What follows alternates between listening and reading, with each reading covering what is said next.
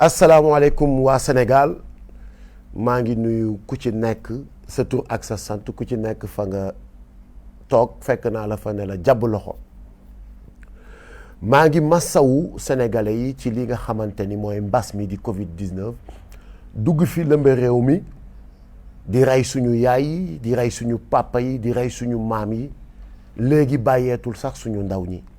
mu nekk tiis nekk métit nekk lu diis loo xamante ni yàlla wàcce na ko suñu kaw di ñaan yàlla mi ñu ko wàcceel mu teggilaat ñu ko ci jàmm ak salaam damay profiter aussi ci occasion bi di jaale képp ki nga xamante ni ñàkk nga ci sa bakkan ak képp koo xamante ni ñàkk nga ci sa mbokk ñëpp ñi ci faatu yàlla yërëm leen xare leen ca aljana ya gën a kawe. damay jéggalu aussi la presse sénégalaise parce que j'avais annoncé une conférence de presse mais vu le contexte sanitaire je peux pas vraiment dajale lu tolloog plus de 100 ou 200 journalistes dans une salle pour war a man tamit mën a nekk kii participer ci liy propager ce virus bi nga xamante ni ñëpp dañ ne nañ leen mànkoo booloo pour jëlee ko fi di profiter aussi di remercier la presse crédible la presse sénégalaise crédible les journalistes yi nga xamante ni ils m'ont appelé depuis hier ils n'ont pas arrêté de m'appeler pour vraiment soutenir pour vraiment encourager et pour vraiment même donner des conseils maa ngi leen di jaajëfal xam ngeen seen bopp yéen ñëpp vous avez été très nombreux alhamdulillahi rabbil alamin damay sant yàlla bu baax a baax a baax ndax je ne suis ni surpris je ne suis aussi ni étonné je ne suis aussi ni vraiment surpris je suis dans l'espace public nekk un activiste confirmé nekk quelqu'un qui défend le droit humain nekk quelqu'un qui se bat pour des causes nobles nekk koo xamante ni ça fait 25 ans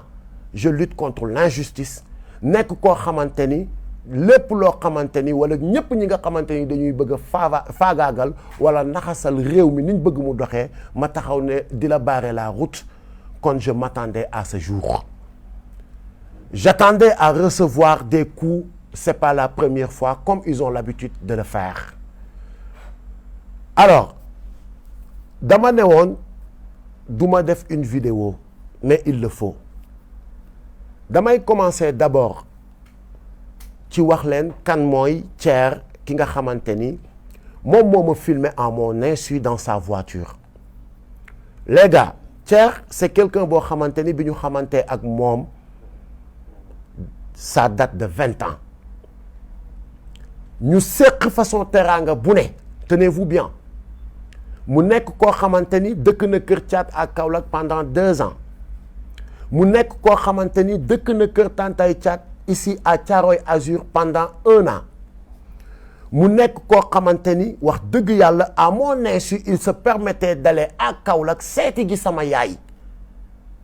yendu fa des fois même fanaan fa suy ñibbi jël xaalis sax jox ko ne ko yaay booy sama ñaan laa jël si woon yow yaay sama sëriñ sama gaañi kii mooy Thier pour ngeen xam li ñu seq ak moom wala fi ñu jaar ak moom kon ku mel noonu su fekkente ni am na intention def lu bon wax dëgg yàlla ay la yëwan man mënuma ko xam mënuma ci am ñaawu njort parce que 20 ans du 1 an 20 ans du 5 ans la nekk nag ca gannaaw Thier ba ñu war a mën a toog ci otom pour mu enregistrer ma loolu lu ñuy dugg la peut-être après ci poursuite dossier bi li tax ma ne damay def vidéo su fekkonte ni y avait pas transaction d'argent du ma ci yëy yàbbi mais da ngeen gis ci début vidéo bi mu am une transaction d'argent boobu li ko waral du lenn lu dul ñëpp xam nañ ma ci samay activité à part mon métier d'artiste damay bay damay jaay oto je suis dans l'élevage Thier moomu ñu seq mbirum jaay oto mu gis sama benn oto mu bëgg ko mais malheureusement tombé wuñu d'accord ci prix bi ba keroog mu gis sama benn oto Hyundai Veloster j'ai les papiers avec moi mu ne ma finalement jaay ma bii sama jabar laa koy jëndal ma ne ko amul benn problème bii mën naa la ki defal xewal ñu tombé d'accord ci 5 millions ah mu indil ma une avance de 2 millions bi ma indilee avance su 2 millions demaat tuuti 30 minutes woo ma ne ma dama fàtte suma kalpe sama carte ki la ne et je dois 500 000 à quelqu'un maa ngi wàññeekuwaat nga abal ma 500 000 bi ma ne ko d'accord mu ñëwaat ma jox ko 500 000 bi garder les 1 million 500 film boobu ngeen di gis ci début bi ma toogee ci oto bi ñu waxtaan plané entre copains mu yëkkati 3 millions jox ma ko pour le reliquat ne ma lii ñaata la ma ne ko 3 li nekk fële ñaata la ma ne ko 1,5 mu ne ma muy ñaata ma ne ko 4,5 mu des ñaata ma ne ko 500 000 donc vidéo bi leeral na boppam kon gis ngeen ko waaye juste que ni comme dafa indi woon jiixi jaaxa ci transaction xaalis bi il fallait vraiment dire à vous les Sénégalais que ni transaction d'argent bi lii mooy li ko wundu lii mooy li ko waral pas autre chose waaye ce site pourri bi nga xamante ni moom moo dugal vidéo bi am lum ca dagg automatiquement dugal affaire bi ci waxtaanum visa bi nga xamante ni man ak sama xarit boobu seq nañ ko mu may demander une aide pour évacuer son enfant bu war a faju ji en France ah ay waay man de je pense que ni jàmbur sax dégg ngeen ni kilifa taxawu na ko assisté na ko ba keroog yàlla di ko defal jàmbam ci ay besoin qui n'a pas un ami boo xamante ni ñëw na solliciter la nga aidé ko automatiquement sur la vidéo la même vidéo gis ngeen ma jël suma téléphone commencé woo sama ay njegeñaale pour laaj leen le numéro du consul pour trouver un rendez-vous d'urgence un rendez-vous officiel d'urgence ah gars yi sama gars yi je pense que ni ku nekk ci njëndum visa wala njaayum visa tu vas pas appeler le consul et tu vas pas trouver un rendez-vous avec le consul boo demee ci consul bi lan nga koy wax consul jaay ma visa seetaan leen vidéo bi seetaan ngeen ko ay borom xel ngeen amul fenn foo xamante ni man ak Thier wax nañ ci ay jaay ma visa jëndal ma visa et je pense que ni c'est trop sale benn site bu pourri taxaw xëy xaw ma lan la ci jublu pour faagaagal ay citoyens Thier nag bi nga xamante ni moom expliquer naa leen fi ñu jaar ak li ñu seq loolu lu ñuy lijjanti la avec la justice. ca site boobu ma gis ñu bind escroquerie trafic de visa gis même un jugement gis même que ni man dama am sa ay plainte sama dos man de yéen sénégalais yi fi ma toog di wax ak yéen amul benn police boo xamante ni woo na ma wala benn gendarmerie ne ma kilifa da nga fi am une plainte tu dois venir répondre ba fi may wax ak yéen dégguma ko yëguma ko amul ndax sequma ak benn sénégalais lu muy xëyee war ma mun a porter plainte site boobu jugé ma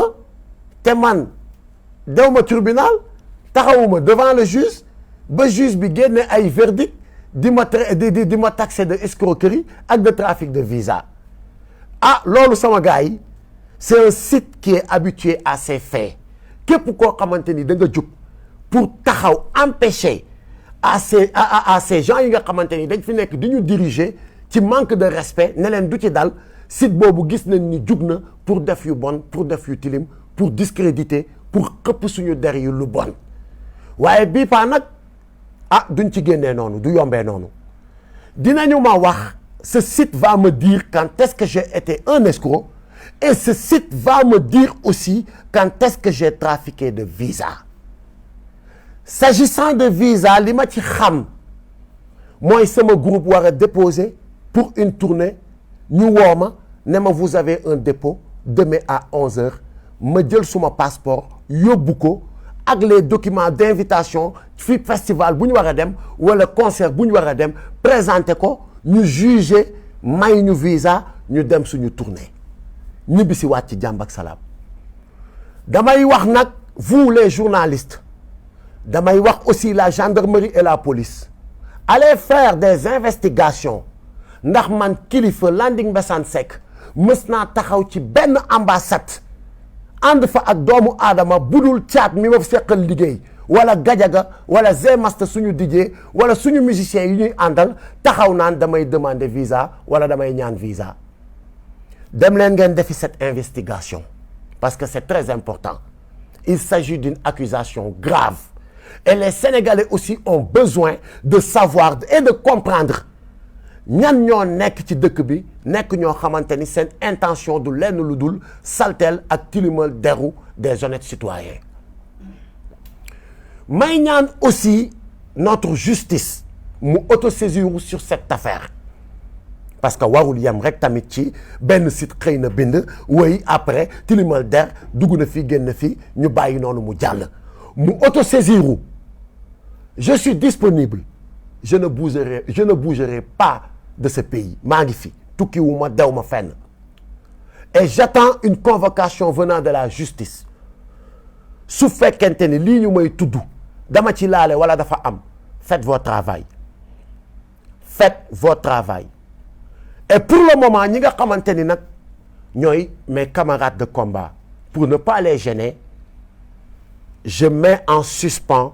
mes activités dans le mouvement Y en a marre pour mettre leen à l'aise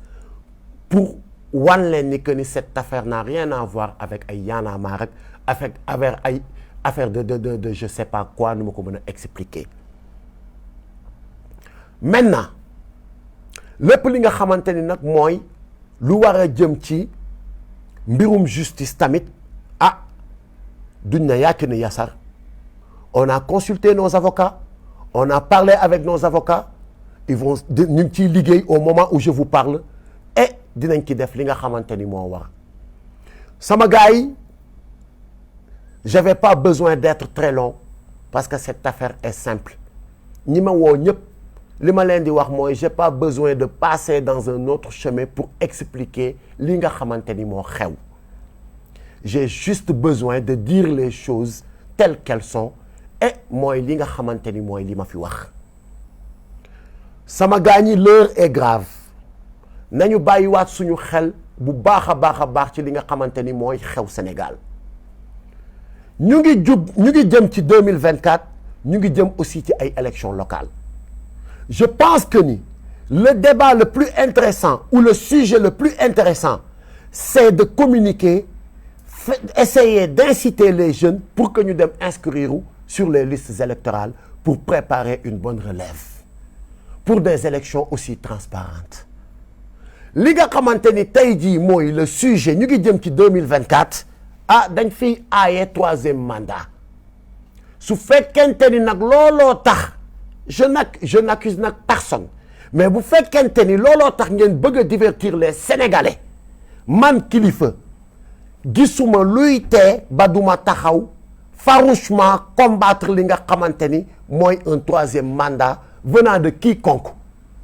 ndax lu ñu mayul sunu maam Abdoulaye Wade duñu ko may keneen ku mu mën a doon fii ci réew mi su fekkente ni da ngeen bëgg a divertir les Sénégalais pour ñu bañ a wax ci sàccum suuf gi spoliation foncière bu metti bi ngeen nekkee c'est peine perdue dinaa ci wax ba suba ci ginnaaw ngoon su fekkente ni aussi da ngeen a bëgg a bâillonner ou tilimal ou yàq deru ñi nga xamante ni dañu taxawal pour leeralal Sénégalais yi seen yu bon yi ngeen nekk di def c'est peine perdue je suis prêt comme toujours vous pouvez tuer Kilifeu et je suis prêt pour y laisser mon nez mais vous aurez en face de vous plus de 5 millions de Kilifeu là cette jeunesse est éveillée maintenant cette jeunesse ne va pas être manipulée cette jeunesse ne va pas être bâillonnée cette jeunesse nous allons vous barrer la route donc bu fekkente ni Kilifeu mooy seen cible pour bu ngeen ko éliminer vous allez bâillonner la jeunesse vous vous trompez donc maa ngi ñaan yàlla def jàmm ci réew mi def ko ci àdduna bi jëlee fi mbas mi musal ñu muccal ñu di jéggaluwaat sénégalais yi di remercier waat ñëpp ñi nga xamante ni de près ou de loin ils m'ont soutenu sur cette épreuve di encore remercier waat ñi nga xamante ni j'ai reçu votre message ci sama messenger ci sama Facebook ci sama Instagram ci sama jumtukaay yi may waxee yëpp maa ngi leen di remercier et merci encore pour votre soutien Kilifeu est là et il ne va jamais trahir le combat. Je vous fais confiance, faites-moi confiance.